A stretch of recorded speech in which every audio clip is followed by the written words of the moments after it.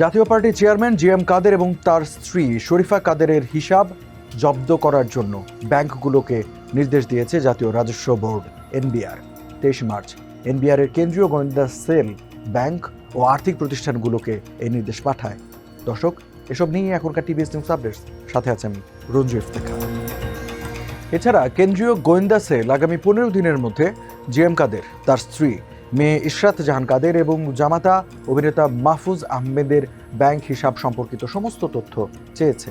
20 March দুর্নীতি দমন commission দুদক দলীয় পদ ও প্রার্থিতার জন্য ঘুষ গ্রহণের মাধ্যমে অর্থ আত্মসাৎ ও পাচারের অভিযোগে জিএম কাদেরের বিরুদ্ধে তদন্ত শুরু করে।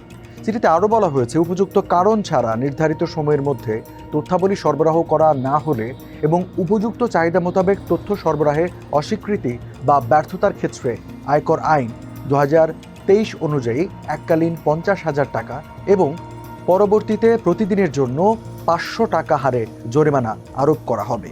এদিকে অপর একটি চিঠিতে বলা হয়েছে, জিএম কাদের ও তার স্ত্রী শরীফা কাদেরের নামে যে কোনো ব্যাংক বা লিমিটেড কোম্পানি ব্যতীত আর্থিক প্রতিষ্ঠানের বিভিন্ন শাখায় পরিচালিত সব হিসাবের অর্থ উত্তোলন বা স্থানান্তর স্থগিত করার প্রয়োজনীয় ব্যবস্থা গ্রহণের অনুরোধ করা হলো। জিএম কাদের আওয়ামী লীগ সরকারের সময় বিরোধী দলীয় নেতা ছিলেন এবং 2009 থেকে 2013 সালে আওয়ামী লীগ নেতৃত্বাধীন সরকারে বাণিজ্য মন্ত্রীর দায়িত্ব পালন করেন। দর্শক, এই ছিল এখনকার টিভিএস নিউজ আপডেটস।